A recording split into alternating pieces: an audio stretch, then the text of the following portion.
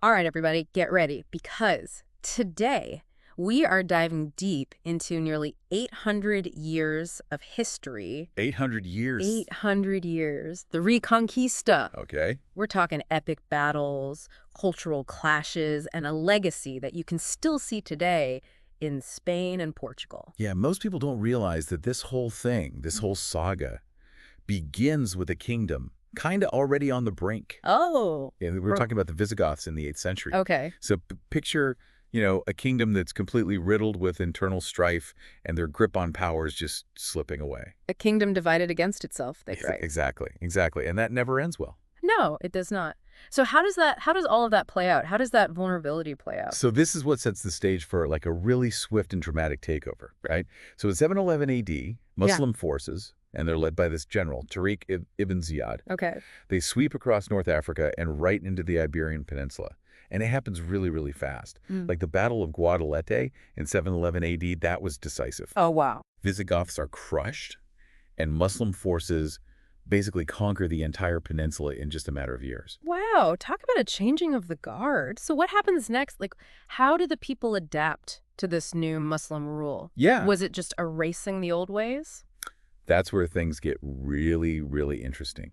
Instead of just kind of imposing their culture, they fostered this period of remarkable cultural exchange. And this new society that emerges is known as Al-Andalus. And it becomes this really vibrant blend of cultures and faiths. So not just conquest, but a fusion. Yeah, like a fusion. Tell me more about that. Okay, so picture Cordoba, Okay. which is the capital of Al-Andalus. Right. This becomes like a beacon of intellectual and cultural innovation. We're talking groundbreaking advancements in science, philosophy, architecture.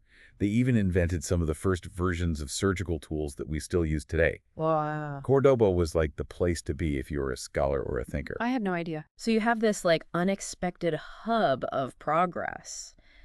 But if things were relatively peaceful and prosperous, where does the Reconquista part come in? So it's simmering under the surface, right? Okay. So remember those pockets of Christian kingdoms we talked about? Yes. Way up in the northern mountains. Right. They're clinging to their traditions.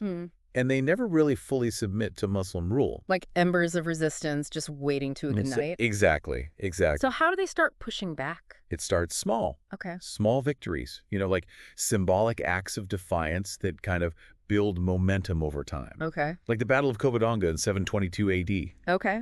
This is a prime example. Now, it wasn't a massive military victory, but it was hugely significant. Really? Oh, yeah. Yeah. You have this nobleman, Pelagius. Okay. He leads this small force of Christian fighters against a much larger Muslim army, and he wins. Wow. And that victory proved that the Muslims could be challenged, and it really helped to solidify the Christian presence in the north.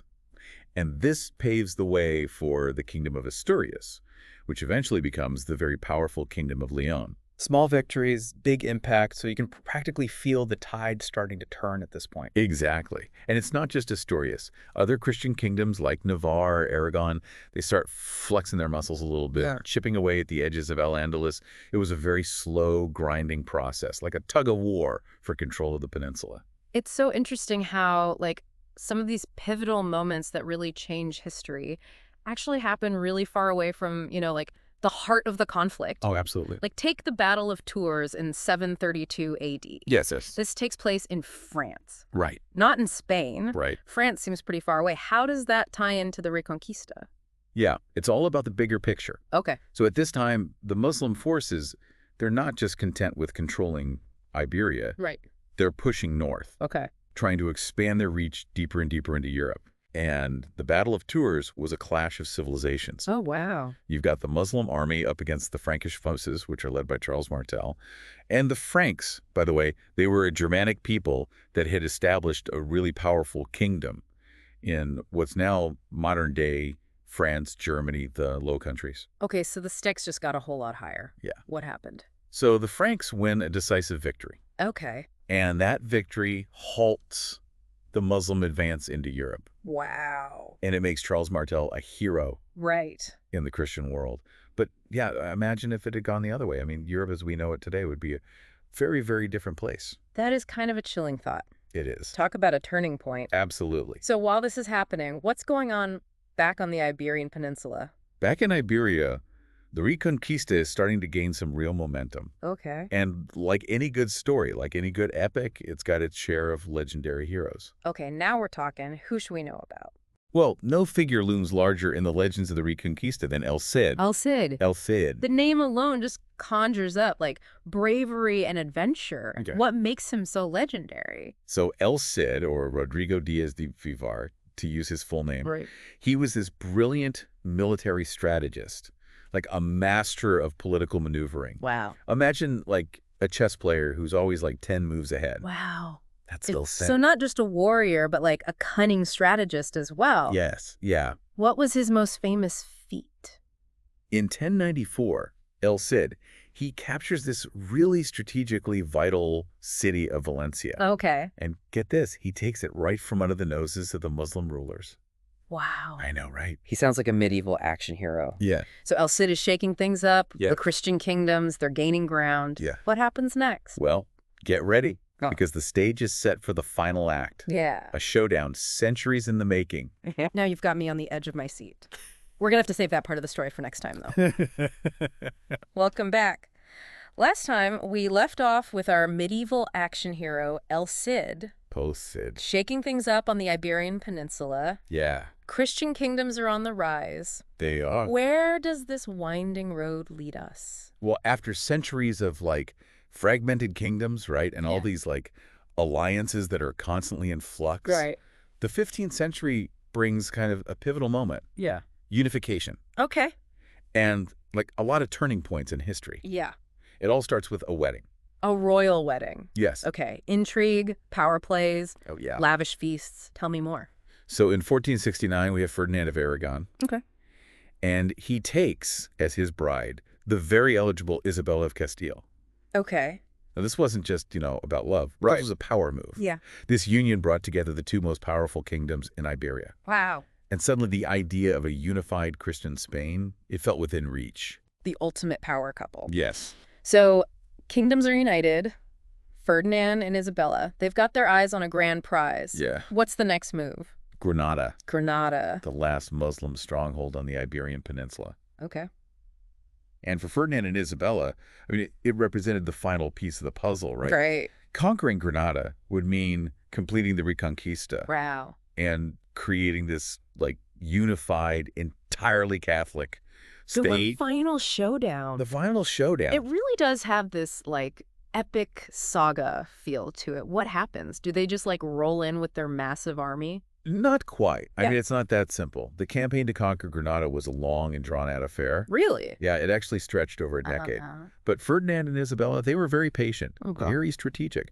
They combined military might with true diplomacy. And they were willing to adopt, some cutting-edge technology, for the time anyway. What kind of cutting-edge technology are we talking, like?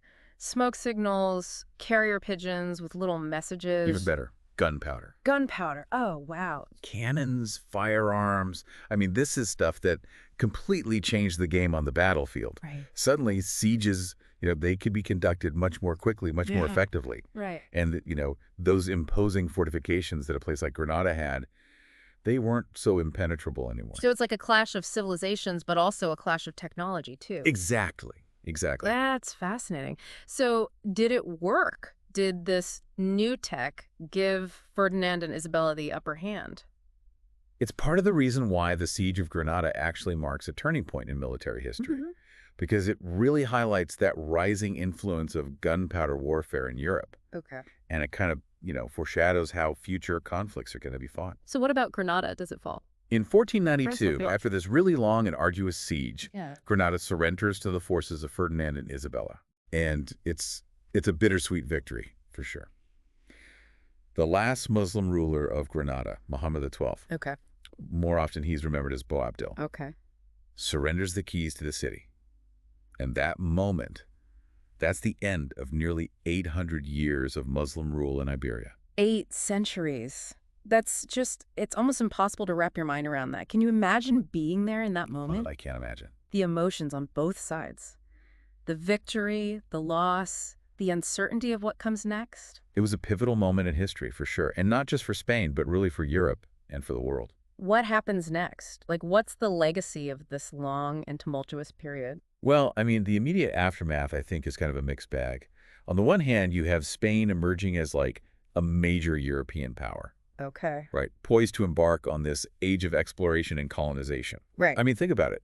That very same year, 1492, Okay. Ferdinand and Isabella, they sponsor Christopher Columbus's voyage across the Atlantic. Wow. Talk about a year for the history books. Yeah. The end of one era, dawn of another. Exactly. But I have a feeling it wasn't all smooth sailing from there. You're right. The Reconquista, I mean, yes, it was a victory for the Christian kingdoms, but it had a much darker side, too. Yeah. I mean, we have to talk about the forced conversions Right. and the expulsions of Jews and Muslims that followed. I mean, it cast a long shadow over this period of unification. Right, and this is the era of the Spanish Inquisition, which, let's be honest, does not have a great reputation when it comes to tolerance. Yeah, and the establishment of the Spanish Inquisition, I mean, it's a direct consequence of the Reconquista's emphasis on religious uniformity. You know, Yeah. Ferdinand and Isabella, I mean, they were determined to create a purely Catholic Spain. Yeah. And the Inquisition, with its often brutal methods, that was the tool to achieve that goal. It's just a stark reminder that progress and unification often come at a cost. Yeah. What a complex and challenging period of history. Yeah. Before we move on to the lasting impact of all of this, I do want to circle back. And acknowledge the incredible contributions of Al-Andalus to Iberian culture. Absolutely. Yeah. I mean, I think to focus only on the conflict would be doing a disservice to the history. We can't talk about the Reconquista without acknowledging the immense contributions that Al-Andalus made. Right. I mean, just look at the architectural marvels like the Alhambra in Granada Oh, yeah. with its intricate tile work, the tranquil gardens. I mean, it's a testament to the ingenuity and the artistry of that era. Yeah. And then you have the Mosque Cathedral of Cordoba, Right. this remarkable blend of Islamic and Christian architectural styles. I mean, these structures, they're still standing today, right? Right. And they speak to us about a time when, yes, there was conflict, but cultures intertwined and ideas were exchanged. And those architectural masterpieces, it's not just like beautiful buildings, you know? It's Yeah. like they're physical representations of how complex this whole period was. This fusion of styles reflects the fusion of cultures, even amidst the conflict. You're absolutely right. The Reconquista, I mean, it wasn't just about battles and conquest. It was about interactions, Right. exchange of ideas, beliefs, traditions. And it's incredible how those interactions still resonate in Spain today. That's the thing about legacies. They endure. But to really understand that legacy, we need to kind of explore what happened after the Reconquista, you know? Okay. How did it echo through, the ages, shaping Spain's destiny Right. and its impact on the world? You've definitely piqued my curiosity. Yeah. Let's dive into that part of the story when we come back. It's amazing to think about how something that happened like so long ago can still have a presence today. It's true. Like these echoes of the past still like shaping the present. Yeah, that's history, right? Yeah. Never really over. No. It just kind of ripples through time and influences who we are and how we see the world. Yeah. So give me an example. How did the Reconquista shape the Spain we know today? Well, I think for starters, just consider Spain's national identity, you know? Okay. The very idea of like a unified Spain with this really strong Catholic faith kind of woven into the fabric of the nation that's rooted in the Reconquista. Yeah. Yeah, So centuries later, those events still resonate. absolutely. It's not just like castles and battles. It's like in the culture. It's in the DNA.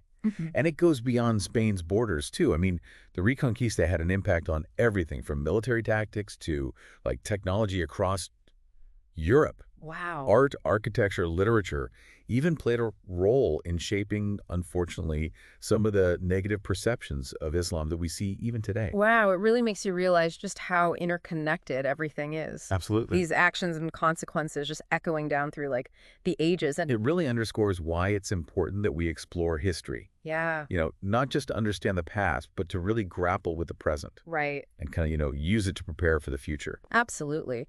Well, this deep dive has been quite a journey. We went from divided kingdoms, cultural exchange, legendary heroes, the rise of new technologies. I mean, we covered a lot of ground today. We did. But before we go, any final thoughts for our listeners as they process this really epic tale? I think the big takeaway is that history is rarely, if ever, black and white. The Reconquista, it was a time of incredible upheaval, yes, but also remarkable cultural exchange, Yeah. innovation, resilience. Yeah. And I think it's a really good reminder that the world is a complex and nuanced place. Well said. Yeah. And on that note, we'll leave you with this. How do you think the Reconquista continues to shape the world today? It's a big question, but here at the Deep Dive, we're all about diving deep, right? That's right. And exploring those thought-provoking ripples of history.